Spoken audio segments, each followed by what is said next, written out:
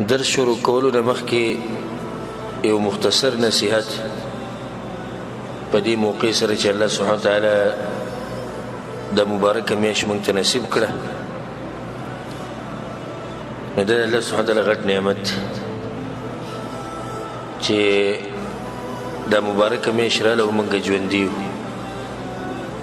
دا میاشت راځي خو بعض انسانان پکې نه وي او بعض پکې وي، نو څه موږ سره وو غریبانه و ستورو خاورو کې پراته دي او څنګه چې به دا میاشت راغلې وه دې طرف ته یې پام نه و چې کیدای شي روانه روجي کې موږ نه یو.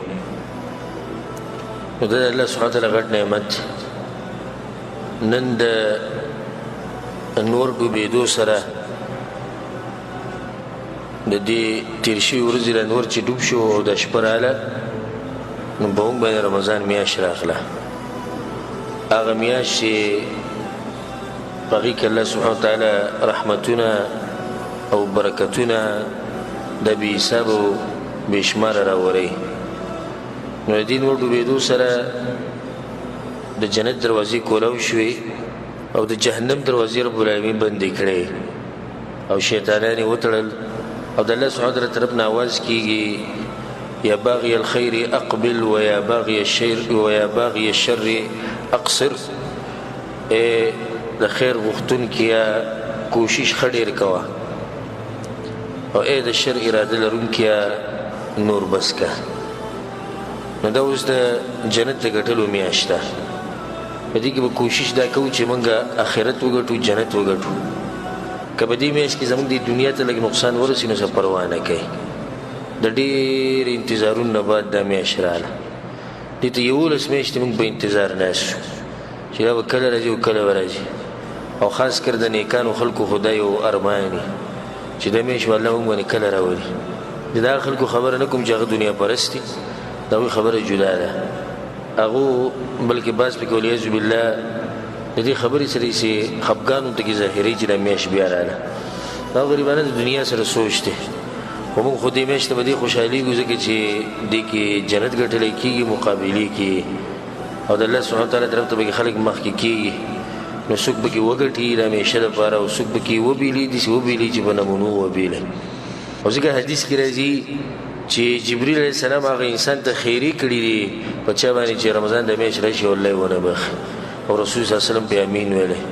نو دا میاشت دا د مقابلو میاشت ده د الله سبحانه وتعالی په بندګۍ کې. د مقابلو میاشت نه ده په خوراکونو کې یا په مزدورو کې یا په خوبونو کې یا په ګپ شپونو کې، بلکې د میاشت د مقابلې ده چې جنت ته به څوک مخکې کېږي. دا به خوش قسمته انسان. نو زما تاسو ټولو ته د نصیحت دی چې کېدای شي دې میاشتې منځ ته موږ ونه رسو او کېدای شي چې اخرې ته یې ونه رسو او کېدای شي چې دا میاشت موږ پوره کړو خو بله میاشت بیا د رمضان موږ ته به نصیب نه شي. نو دا داسې وګڼه لکه دا چې ستا اخرنی رمضان وي، بلکل یې داسې وګڼه ځکه چې هېڅ پته نه لګي. کم ملګري چې کم مسلمانان چې په تېر شوي روژې کې وو نو که چا پکې هغه روژه اخرنۍ ګڼلي نو هغه به ګټلې، او که څوک په دې سوچ کې وو په تېر شوي روژه کې چې نه روانه بله راځي نو اوس وګوره هغه غریبان په خاورو کې پراته خو بله روژه رانله. نو کېدای شي چې دا زموږ اخرنۍ روژه شي، نو کېدای شي دې نه بعد بیا موږ په دنیا کې نه یو، او دا پته نه لګي کېدای شي لمونځ ته یې ونه رسو، کېدای شي د اخرۍ ته یې ونه رسو. دا بعض کسان داسې کوي چې په دې اوله کې عبادت شروع کړي بیا په دې منځ کې پس شي. دا کومه طریقه ده او د مسلمان طریقه نه چې دی په اولو شپو کې ګرمي جوماتونه ډکي د تراویحو لپاره او جوماتونه ډکي د منځونو لپاره، بیا ورو ورو ورو خلک چې لنډ پسېږي او کمزوري کېږي. نو دا خو دلیل دی په دې باندې چې دې سړي به دې بندګۍ کې سي چل دی. نور مؤمن خو هر وخت په جذبه کې، مؤمن ته ګوره ضرورت د دې لپاره نه چې بس د یو وخت کې جذبه کېږي او بیا به ختمه د جذبه ختمه شي. مؤمن د مرګه پورې د عبادت ته به جذبه کړي. نو دا تراویح په ټیم کوئ، په جومات کې کوئ، د شپې تهجد کوئ، دا شان چې دی د خپل وختونه قیمتي کړي. خاص کر کم ملګري چې زموږ سره دي هغوی د موږ سره تفسیر په درس کې شریک کېږي، د سره وخت قیمتي کېږي، بل د ځانه د قرآن تلاوتونه ډېر کوي او موږ بار بار دا خبره کوو که په دې میاشت کې ستا دنیا ته څه نقصان ورسي، پیسې لږې کمې شي او تېر شوي میاشت کې چې کمې ګټلي د هغې نه لږ کمې وګټي نو هېڅ پروا نه ده.